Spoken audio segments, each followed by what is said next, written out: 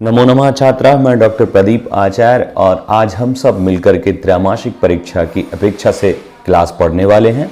आज की कक्षा में हम समास, आवेदन पत्र और शब्द रूप क्यों और कैसे याद करने हैं, इन सब विषयों पर चर्चा करेंगे। पर उससे पहले मैं बता दूं, आपकी जो त्रैमासिक परीक्षा चल रही है, ब्लूप्रिंट के हिसाब से कैसा पेपर आना है, आईएमपी प्रश्न क्या हैं, मॉडल पेपर क्या है, ये सारी बातें मैं अपनी क्लास में बता रहा हूँ, इस चैनल पर बता रहा हूँ। यदि आप पीडीएफ, मॉडल पेपर की पीडीएफ या फिर आप आईएमपी प्रश्नों को जानना चाहते हैं तो 8889995226 इस नंबर पर मैसेज करें और मैं आपके लिए सारी हेल्प प्रोवाइड करा रहा हूं। तो आइए शुरू करते हैं कक्षा को। आज हम पढ़ रहे हैं समास परिचय। चूंकि पिछली कक्षा में हमने वर्ण परिचय और संधियों में भेद करना सीखा था, इसीलिए आज हमको समास भी देखना होगा, क्योंकि परीक्षा में समास भी आने हैं। संधि को भेद करना आप समझ चुके थे। आगे की अन्य कक्षाओं में हम संधि को डिटेल में और पढ़ेंगे, पर आज समास को भी समझना जरूरी है। तो क्या है समास? आप पीडीएफ में देखेंगे तो समास की परिभाषा है समसनम क्षमाशः, यानी संक्षेपीकरणम क्षमाशः, संक्षेप कर देना, दूर दूर के शब्दों को पास कर देना, उसका कुछ नया अर्थ निकल कर आना, दो शब्द मिलकर के कुछ नया अर्थ निकालें, तो ये समास होता है।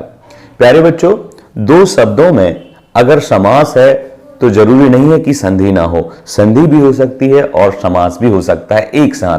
जैसे विद्याधन आलय, जो विद्यालय शब्द बना, यहाँ पर दीर्घ संधि भी है और तत्पुरुष समास भी है, विद्या का आलय या विद्या का स्थान। तो जो संधि थी वो वर्णों में होती थी, यानी प्रथम शब्द का अंतिम वर्ण और द्वितीय शब्द का प्रारंभ का वर्ण, दोनों वर्णों में विकार होकर के दोनों का मिलना, नया शब्द बनाना संधि था। परंतु समास वर्णों का मेल नहीं है, समास शब्दों का मेल है। दोनों शब्द किस प्रकार के हैं, दोनों शब्द में से अव्यय है या संज्ञा है या किस विभक्ति में दोनों शब्द हैं, और फिर उनके लक्षणों के आधार पर विशेषण है या विशेष है, इन दोनों के ज्ञान के आधार पर इन दोनों शब्दों को जोड़ा जाएगा और फिर वो किन नियमों से जोड़ा जाएगा, ये समास पर निर्भर करता है।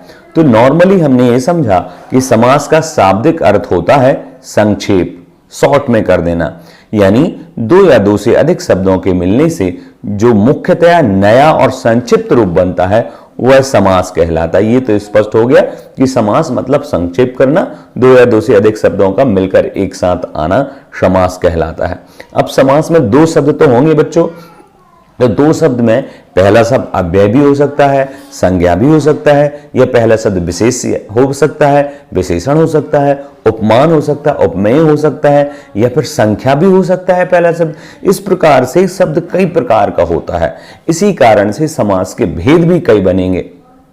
अब जब शब्द कई प्रकार के हैं और अलग अलग प्रकार के शब्द मिलेंगे तो उनके मिलने के नियम भी अलग अलग होंगे, इस अपेक्षा से समास के भेद हैं।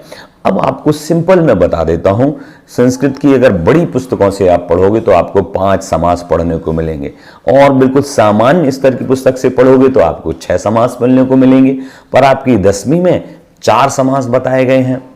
ये सब क्या है? तो आप जिस क्लास में हो उसी क्लास के लेवल से चलना है।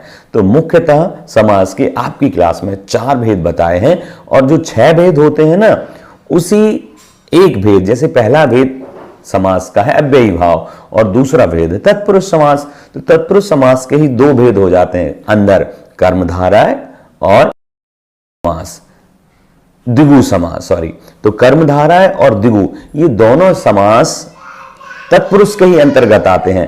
तो 4 समास तो वो हो गए, अव्ययी भाव, तत्पुरुष, द्वंद्व और बहुब्रीहि समास। तो इस तत्पुरुष समास में ही जो द्विगु समास और कर्मधारय समास, ये 2 और समास शामिल हुए हैं। इस प्रकार से सामान्यतया 6 समास हो जाते हैं। अगर आपके लिए प्रश्न आए और ऑप्शन में पूछा जाए कितने समास हैं, अगर ऑप्शन में 4 है तो आपको 4 पर टिक करना है, 6 है तो 6 पर टिक करना है। हाँ, 5 समास आपको नहीं पढ़ाए जाते हैं, ये बड़ी कक्षाओं की अपेक्षा से 5 समास हैं। एक समास और बढ़ जाता है चारों समास में, तो 5 हो जाते हैं। तो कुल मिलाकर के अगर और डिटेल किया जाए तो 7 समास हो जाते हैं, पर आपको 4 लिखने हैं। आइए चलते हैं इन समासों की परिचय की ओर। पहला समास है अव्ययी भाव समास।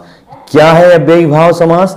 तो इस समास देखें आप, जैसे मैंने पहले ही बताया था, अव्ययी भाव समास, तत्पुरुष समास, बहुब्रीहि समास और द्वंद्व समास, ये 4 समास हैं। इस तत्पुरुष समास के अंतर्गत ही 2 समास आए,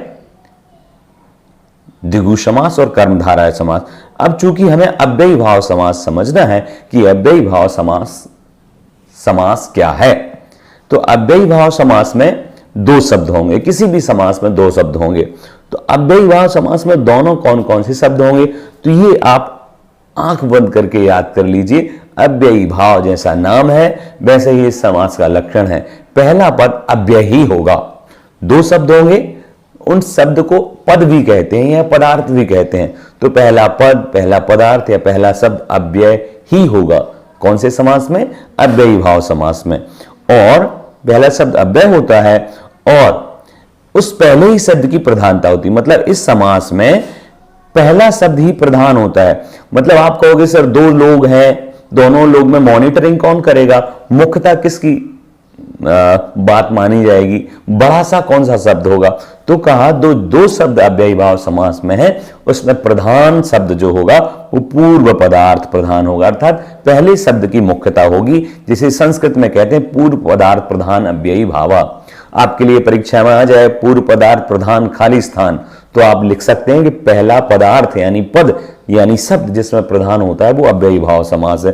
तो 2 बातें स्पष्ट हुई कि पहला शब्द अव्यय होगा और उसी पहले शब्द की प्रधानता होगी। और तीसरी बात है कि संपूर्ण शब्द जब मिल जाता है तो वह अव्यय हो जाता है, ये ध्यान रखना है। वह क्या हो जाता है? अव्यय हो जाता है, यानी वो पुल्लिंग भी नहीं रहेगा, स्त्रीलिंग भी नहीं रहेगा, ना ही कुछ उसमें कोई और अन्य व्यवस्थाएं होंगी। हाँ, वो नपुंसक लिंग के जैसे वह काम करता है, अर्थात अंत में अगर छोटा आ है तो वो आधा मां बन जाएगा। जैसे शब्द बोला उपकृष्ण, तो उप एक अव्यय है और कृष्ण एक संज्ञा है, तो उपकृष्ण ये ना बन करके अव्ययी भाव समास में नपुंसक लिंग की संज्ञा हो जाती है, तो उपकृष्ण की जगह उपकृष्णम ऐसे शब्द बनेगा। और भी क्या क्या इसकी विशेषताएं हैं? तो नपुंसक लिंगवत माना जाता है वह समास। जैसे उदाहरण से समझा, निर्मक्षिकम ये उदाहरण है। क्या मतलब है इसका? इसमें 2 शब्द हैं, निर धन मक्षिका। निर का मतलब हो जाता है अभाव, जैसे एक शब्द बोला मैंने निर्जन, हिंदी का शब्द है, तो इसका मतलब है जन का अभाव, जहां पर लोग ना हो वो निर्जन, निर्जन जंगल होता है। तो ऐसे निर्मक्षिकम ये शब्द है अव्ययी भाव का। तो शब्द क्या कहते हैं? निर्धन मक्षिका। तो निर तो आपको समझ में आ रहा है, पर मक्षिका की जगह मक्षिकम क्यों किया? निर आगे जोड़ दिया, अव्यय है चूंकि आगे ही रहेगा, पर मक्षिका की जगह मक्षिकम क्यों कर दिया? मैंने पहले ही बताया है, यह समास अव्ययी भाव समास है और नपुंसक लिंग जैसे काम करेगा। और अंत में यदि आ या बड़ा आ है तो छोटा आ होकर के क्या आ जाएगा? आधा मां और जुड़ जाएगा। तो निर्धन मक्षिका धन अम, तो निर्मक्षिकम इस प्रकार से शब्द हो गया। और मुख्य बात यह है कि अव्यय जो रहेगा वो पहले ही जाएगा और बाद में संज्ञा रहेगी। अब जैसे आपके लिए परीक्षा में ऐसे क्या पूछा जा सकता है, कैसे आप निर्माण करोगे इस समास का? तो प्रश्न निर्माण में जब आपसे प्रश्न पूछा जाएगा तो आपसे यह भी पूछा जा सकता है कि निर्मक्षिकम का विग्रह क्या है, यानी निर्मक्षिका को डिटेल में लिखिए। तो आपको निर का आपको डिटेल लिखना पड़ेगा।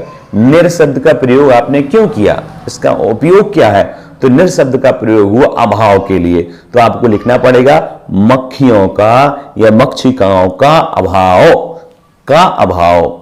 अब इसको संस्कृत में लिखिए तो क्या लिखेंगे? मक्षिकाओं का, षष्ठी विभक्ति, तो मक्षिकाणाम और अभावः, ठीक है। ऐसे इसका विच्छेद होगा, विग्रह होगा। और जब आप इसको मिलाएंगे तो अभाव शब्द के लिए एक उपसर्ग है, अव्यय है, उसका नाम है निर, और वो पहले ही आएगा, हमेशा पहले आएगा। तो निर आगे आ गया और मक्षिकाणाम में जो विभक्ति है वो गायब हो गई और क्या हो गया? केवल मक्षिका। तो निर्मक्षिका इतना बना लिया। फिर अव्ययी भाव समास कहता है कि आप इसको नपुंसक लिंग में कन्वर्ट करना पड़ेगा, अव्यय बनाना होगा। तो मक्षिका का आपने मक्षिक कर दिया और आधा मां जोड़ दिया तो निर्मक्षिकम हो गया। इस प्रकार से उदाहरण हुआ। आइए अन्य उदाहरण और देखते हैं। जैसे एक और इन्होंने बताया, निर का तो मैं आपको सारा समझा चुका हूं कि पहला पद निर है और दूसरा पद मक्षिका है। मक्षिका की प्रधानता ना होकर मक्षिका के अभाव की प्रधानता है। अब आप कहोगे सर इसमें तो मक्खी की बात हो रही है तो मक्षिका की प्रधानता है, आपको लग रहा होगा ये, परंतु यहां ये कहा जा रहा है कि कोई स्थान मक्खियों से रहित है। तो मैं ये बताना चाह रहा हूं कि यहां पर कोई भी मक्खी नहीं है। तो क्या बताना चाह रहा हूं कि यहां कुछ भी नहीं है, ये मेरा उद्देश्य है। मक्खी नहीं है तो जहां पर नहीं का जोर हो, अभाव का जोर हो, वहां अव्ययी भाव समास होगा, यानी अव्यय की मुख्यता होगी और उसी के अर्थ की भी मुख्यता होगी।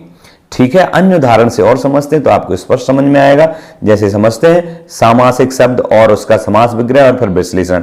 जैसे लिखा मैंने उपग्रामम, तो उप शब्द का मतलब क्या है? उप एक अव्यय है, उपसर्ग है एक, और दूसरा शब्द संज्ञा है, विभक्ति है, तो और नपुंसकलिंग है तो ग्रामम ही बनेगा। अब हम ये समझते हैं कि ये उपग्रामम शब्द बना कैसे। तो उप मतलब समीप, ग्राम मतलब गांव।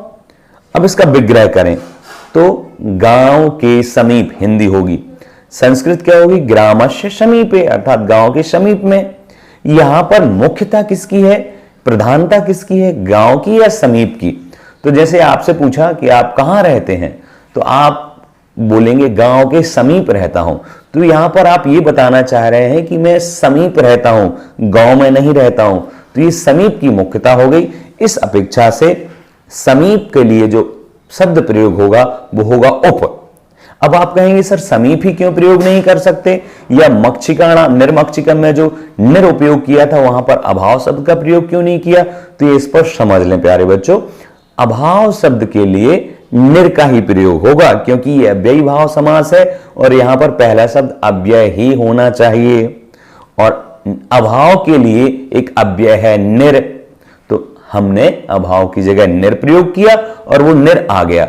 अब आप कहेंगे सर समीप, गांव के समीप, यहां समीप ही आगे लिख दो, समीप ग्रामम, ऐसा क्यों नहीं?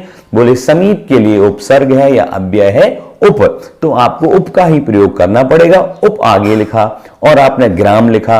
अब चूंकि इस समास का नियम क्या है कि नपुंसक लिंग में जाएगा, अव्यय बन जाएगा, तो ग्राम में आधा और जुड़ जाएगा तो हो जाएगा उपग्रामम।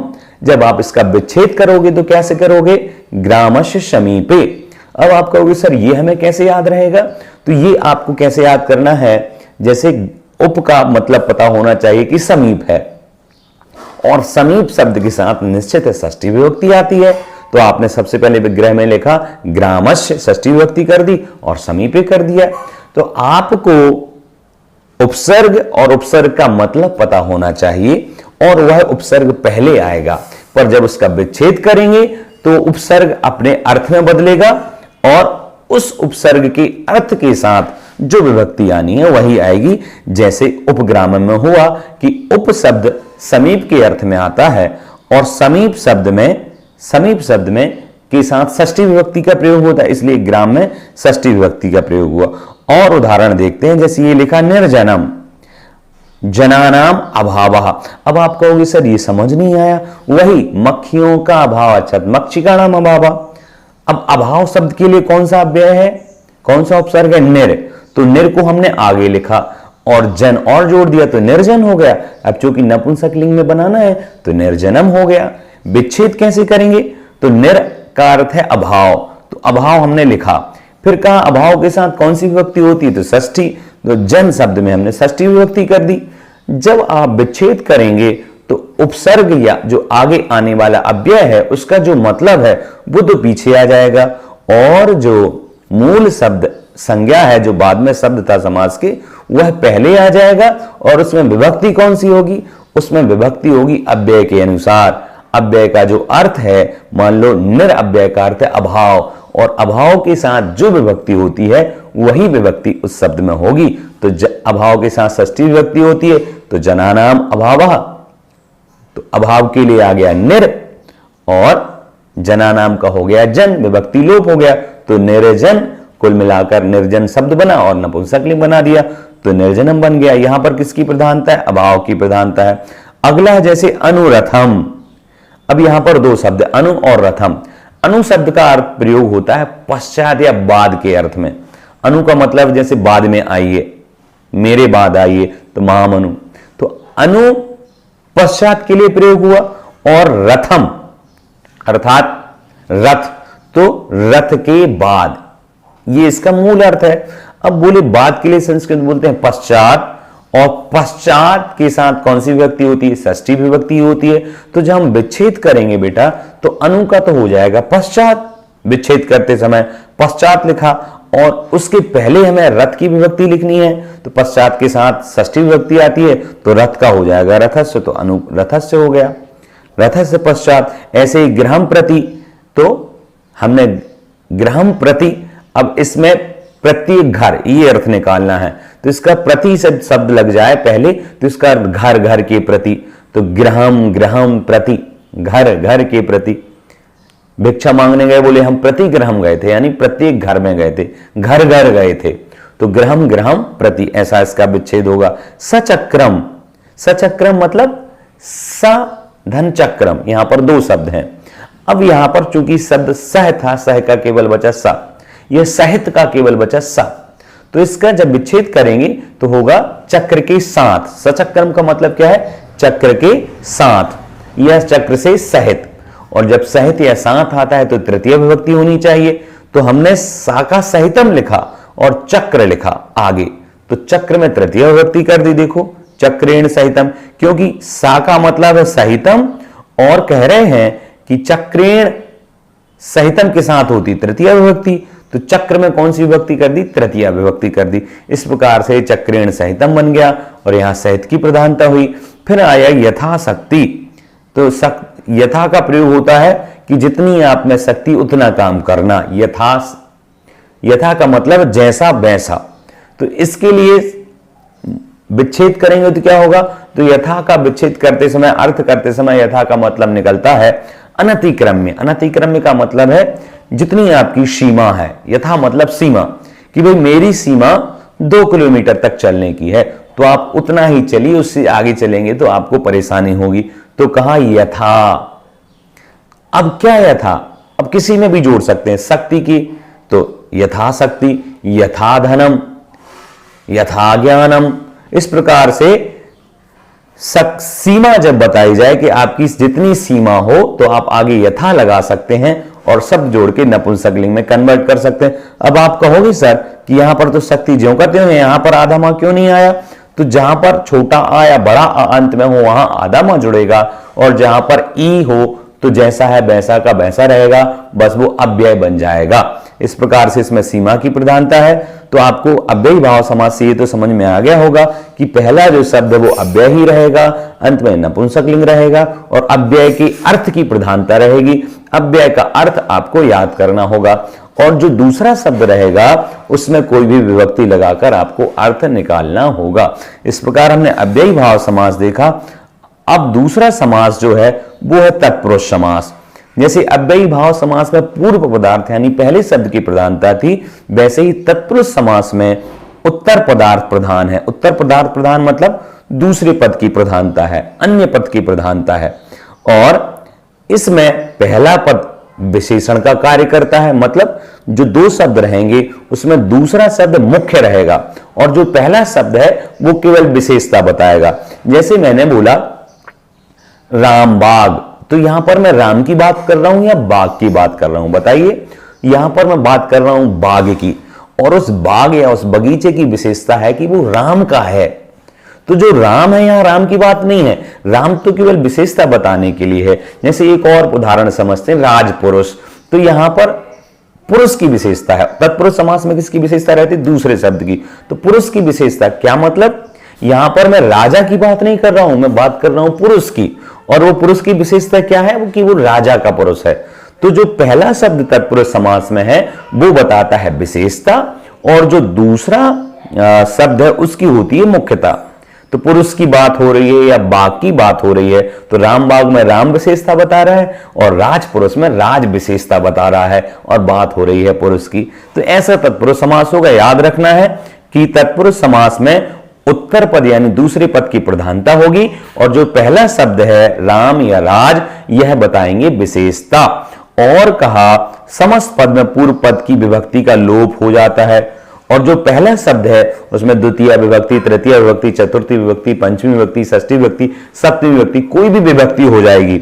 और जब समास करेंगे, जब जोड़ेंगे तो विभक्ति का लोप हो जाएगा। जैसे राम बाग का हम विच्छेद करेंगे तो हो जाएगा रामस्य बागः। अब जब इसको मिलाएंगे तो हो जाएगा राम बागः। रामस की विभक्ति लोप हो गई तो क्या बचा? राम बाग बचा।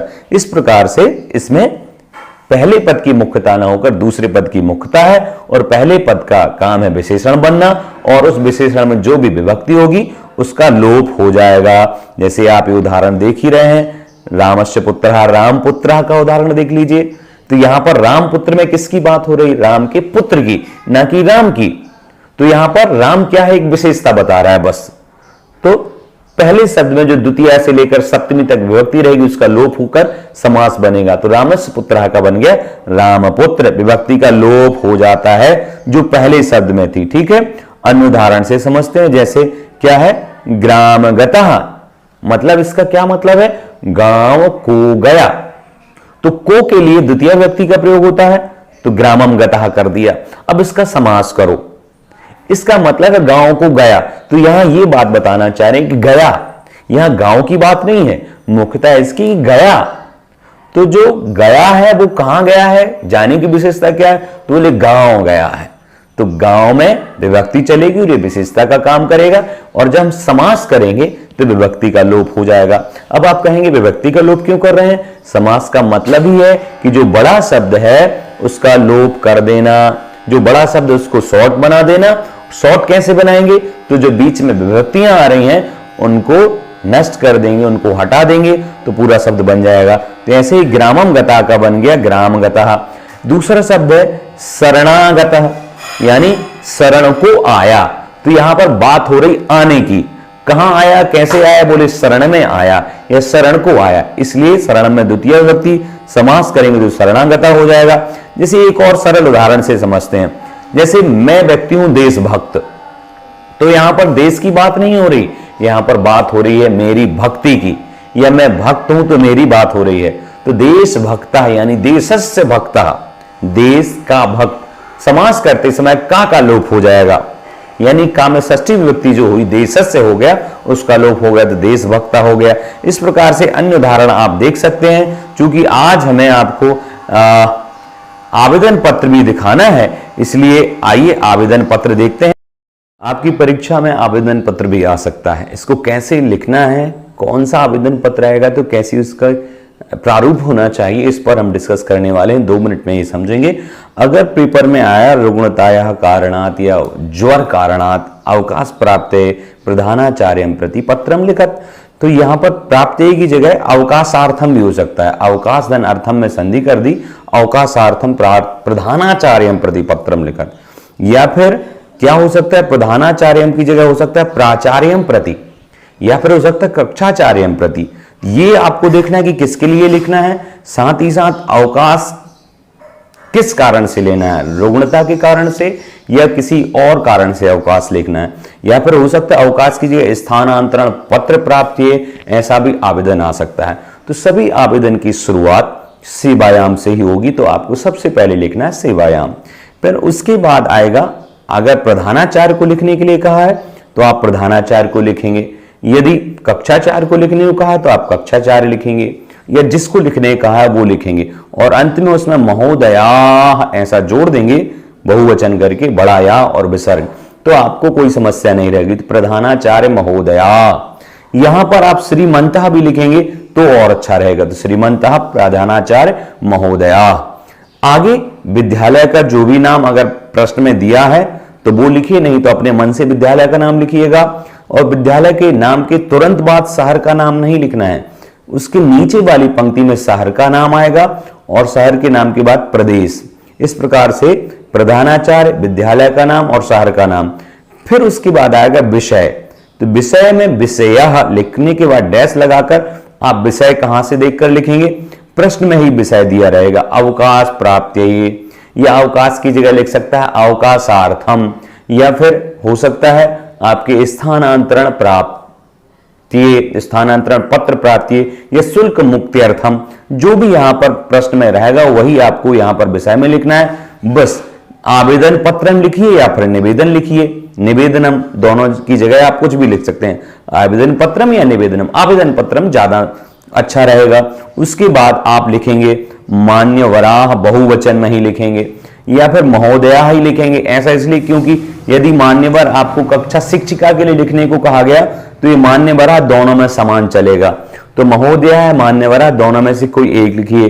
फिर उसके बाद जैसे आप आवेदन पत्र शुरू करते हैं, सविनय निवेदन है कि, तो यहां पर सविनयम निवेदनम अस्ति यत्, सविनय निवेदन है कि, तो यहां पर जोड़ के लिख दिया सविनय निवेदनम अस्ति।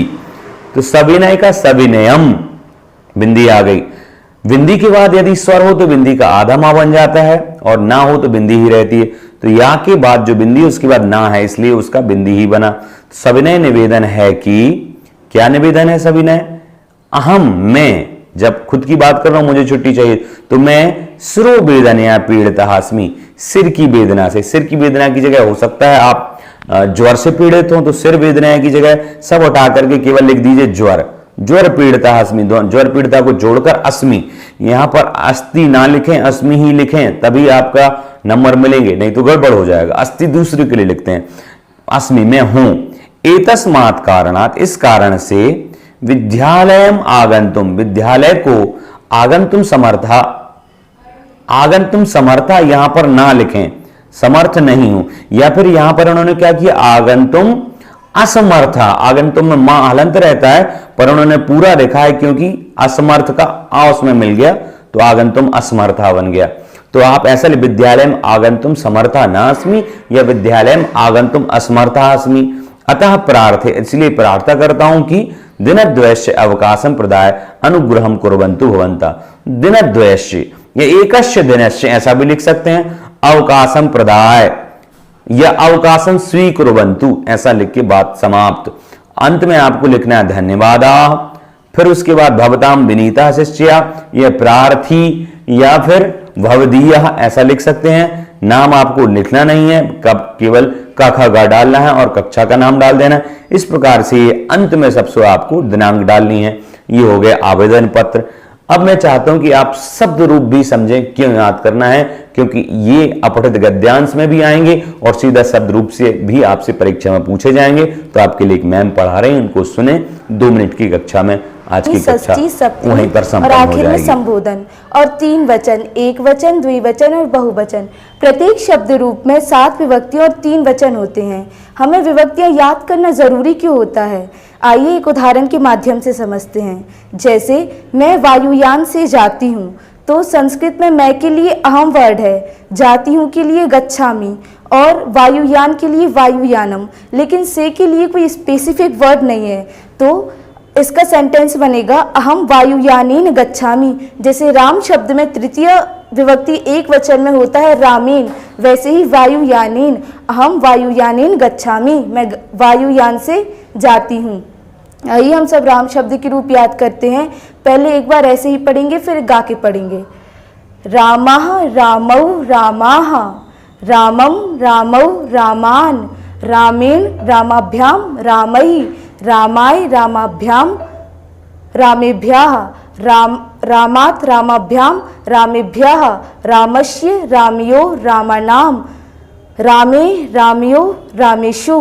और आखिर में संबोधन हे राम हे रामौ हे रामः। आइए एक बार गाकर पढ़ते हैं। रामः रामौ रामः प्रथमा, रामं रामौ रामान् द्वितीया, रामेण रामाभ्यां रामैः तृतीया, रामाय रामाभ्यां रामेभ्यः चतुर्थी, रामात् रामाभ्यां रामेभ्यः पंचमी, रामस्य रामयोः रामाणां षष्ठी, रामे रामयोः रामेषु सप्तमी। हे रामौ हे रामः संबोधन नमः।